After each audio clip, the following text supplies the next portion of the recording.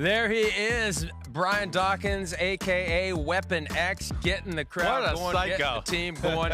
One of the best defensive players in NFL history, member of the Pro Football Hall of Fame, and here he is with us at Pro Football Talk Live in Miami for the Super Bowl. A former teammate of Chris Sims. One of my favorite teammates ever. I don't know. I'm sure he doesn't feel the same way, but I knew I was in the presence of a Hall of Famer and a guy that, Mike, I'm just going to say it, and I know you've heard me say this before. It's the greatest transformation of a human being on a weekly basis you could ever imagine.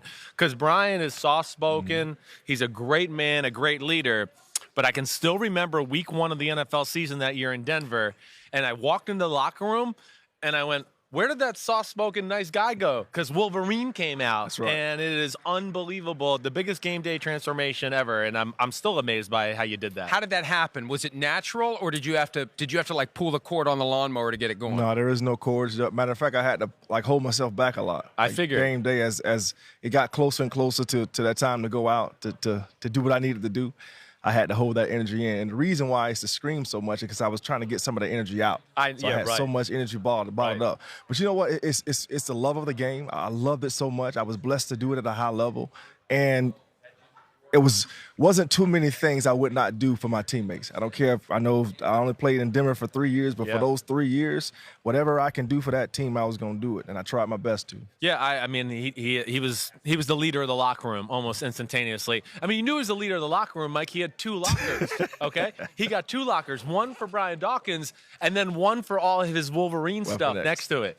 He had all of it there. So, but it was amazing watching B-Doc. I mean, you're the man, and I love my time with you, man. Appreciate you, brother. Yeah. You were with the Eagles for Super Bowl 39, Andy Reid, the head coach. What's the one immediate memory that comes to mind when you think of your experience in Jacksonville in that game? Nah, we lost.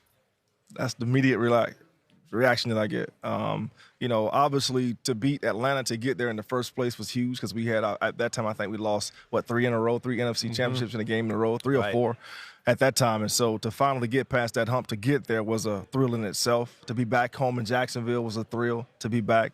But end result was we lost. And so to have him back in this with this opportunity to win is tremendous. And I know for me, I'm going to shed some tears if that happens for him, big time. If you went back, I mean, that was a great Eagles team you had, obviously.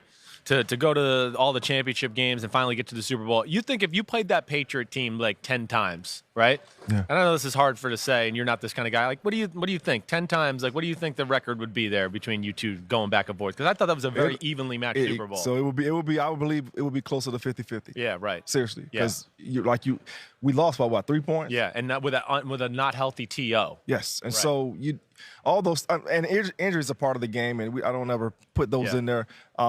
But the mistakes that we made, I always remember this about that game. The mistakes were the things that we didn't do in the last 4 minutes. Yeah, to me, is what sealed the fate of that team, and that's offensively and defensively. Yeah. Yeah, so you made some mistakes that were glaring to you that you think ruined the game for you. Absolutely. Yeah. Looking at today's NFL, Brian, who do you see that reminds you of yourself playing the safety position? Man, you know what? I don't like to do that because I don't like to kind of put my hand on somebody's head and this is my little brother thing. I like energy. I'm an energy dude, and when I see guys playing the game with that type of energy, and you're speaking of the teams they're going to play in a couple of days, when you have a defense and it's led by a safety, a versatile safety, right? And y'all know who I'm talking about, Honey Badger, Tyrann Mathieu, right? The way he plays the game, there's an energy he brings to the game, and I always said it like this: when he plays the game, the way that he plays it, he invites other people to his party. So now his teammates want to get involved and have a good time because of the energy that he can bring. But to me, because he's such a versatile dude, he's just not good in one area. He can cover, he can go deep if you want, he can get close to the line of scrimmage, he can blitz, so he can do everything that you can do as a playmaker to cause a game to turn in your favor. That's what I love about him. Yeah, he is. Honey Badger's phenomenal that way. He's like you in a lot of ways. I mean, I'm not saying he's a Hall of Famer quite yet, but a quarterback of the defense and the emotional leader. Now, another guy I want to ask you about, like Troy Polamalu being up for the Hall of Fame this year. What about his game? Because he's not like the vocal kind of guy like you or Honey Badger was, but certainly effective. Like, what will you always remember about his career? Because I expect him to be in the Hall of Fame as a first ballot guy. You know what? Troy, he had instincts to do some of the things that he did, and he had the freedom, the green light to just go. Right. You know, we would be watching film sometimes of this joke, and he would have curl flat to the right side of the field. He would line up on the left side the whole first part of the snap cadence. Right. And all of a sudden, when the ball is snapped, you see him sprinting across the field to get to the other side. Yeah. Or he would have deep, like middle or something like that, and he would see him blitzing in the A gap. Right. So he was, you know, I saw this online the other day. He was really like almost like the junior Sayal of the safety position. Yes. Like he was able to just jump stuff and go get stuff. Right. But he could do it, and he did it. Hey, before we run out of time, you got a great cause that you're here today on behalf of caninesforwarriors.org, and you got one of them with you. That's right. I always Man, love Tracy. it when a dog's around. Yes. Awesome. Tell us about it. So I've been blessed to wear the number 20 throughout my career. And when I caught wind of this statistic, not just this, but this statistic blew me away that we lose 20 vets per day to suicide. Oof.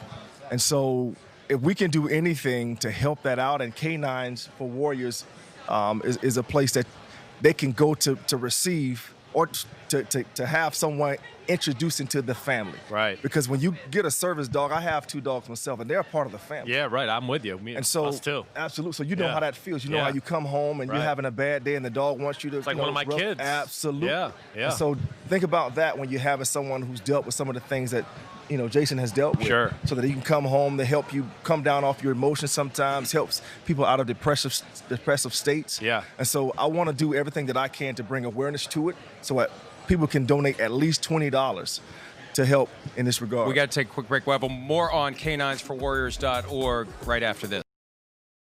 Hi, I'm Mike Tirico, and thanks for watching. Make sure to hit subscribe for the latest news and highlights from NBC Sports.